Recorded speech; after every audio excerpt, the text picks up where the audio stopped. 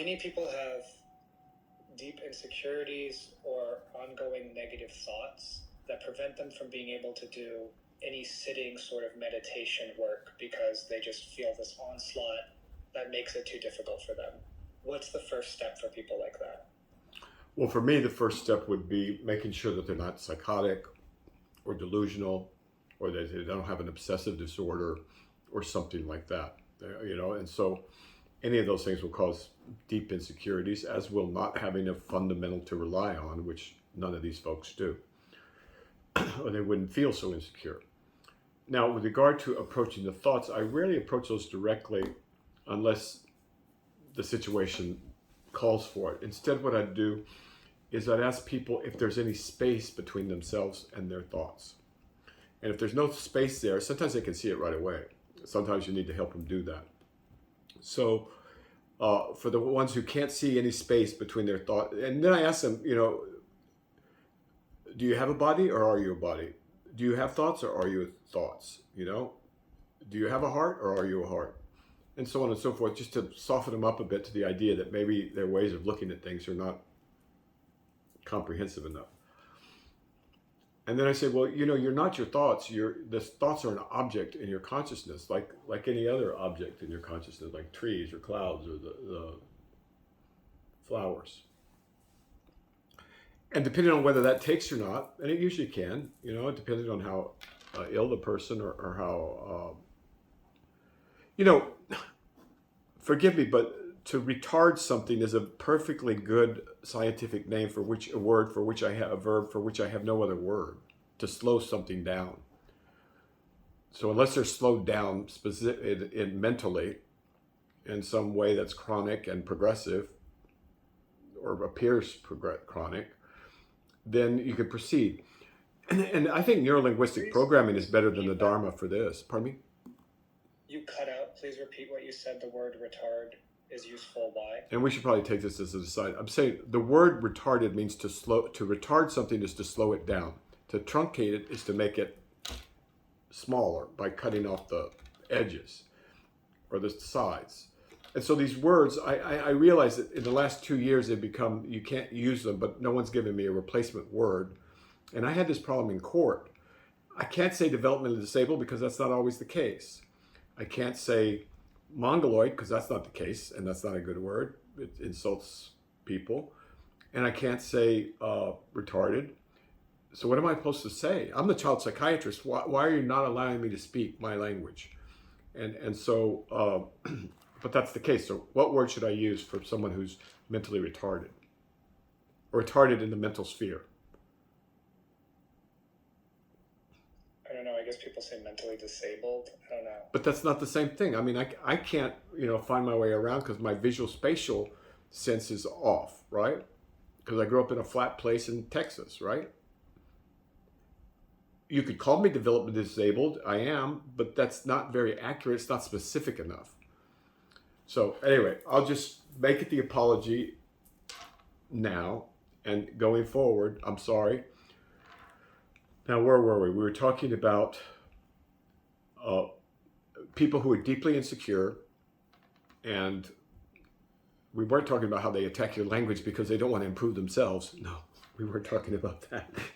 We were talking about how best to deal with them, right? So one of them is to try and create that space between the thought and the observer of the thought.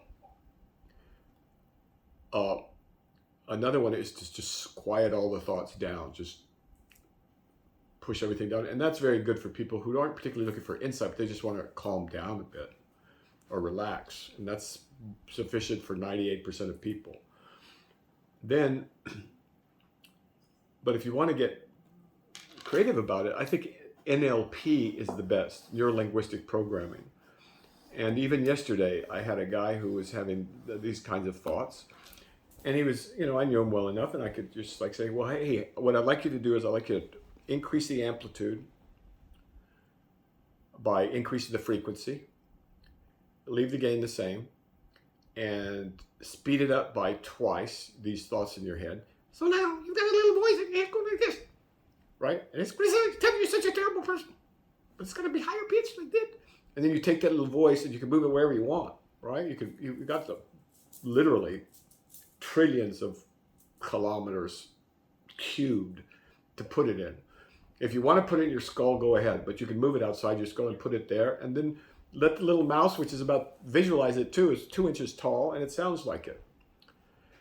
Now, let it try and mess with you.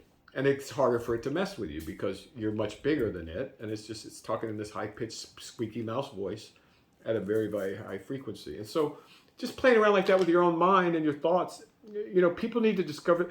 This is what's missing most. People have lost the sense of discovery on their own. My great blessing, I thought, was my great curse, which is to be stuck with nothing except for horny toads and lizards, like I was telling you, right? Well, that makes, you got to make up your own entertainment. You got to make up your own ways of doing things. You can't, if I wanted a slingshot, I couldn't go to the store and buy a slingshot. I had to make one out of, popsicle wrappers or something, which we did. I learned that from a Mexican kid, but I invented some stuff too. And that's life. That's why we have brains, not so we could mine the opinions of others, but so we can form our own opinions. But that is just lost. I mean, it's not taught. It's not cared about. As a matter of fact, it's like almost as if our culture does not want you to think on your own. God forbid. So that's an aside. But the three main approaches are: one, make sure that they aren't really sick. Two, see if they can grok a space between their thoughts and the observer of their thoughts. And then three, there's all kinds of cute neurolinguistic programming or tricks. And then you can use De Bono too. Now that I think about it, De Bono would be fun. It'd be fun to do a poem. Oh, you're not the most worthless piece of crap on the planet. You're the most valuable, most highly sought after, and most desired human being on the planet. How does that feel? Seriously, do that as an exercise.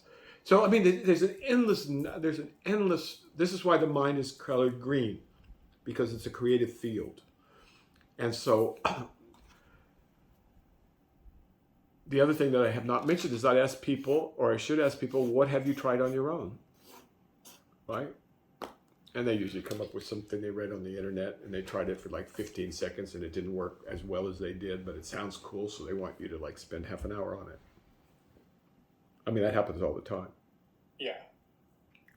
Could we maybe offline, or if you think it might be useful, I've heard of people being able to learn NLP. Is that like, where would you go to learn that? That's easy. You just go to a book. Read a book on NLP. Ask me if you have any questions. Can you recommend an NLP book? No. I mean, because I don't know of a definitive one. This was all kind of organic lying around in, I think, the 80s or 90s or something like that. It was back with EST and, these fads come and go all the time. But neurolinguistic programming, I thought that was really big in your generation, no? I've read about it, heard about it. I was actually considering it for my arachnophobia, but... Yeah, don't do that. You have much more yield by having fun with it and learning about it. Oh, no, yeah, it's been very helpful. Yeah, no, NLP is not for that.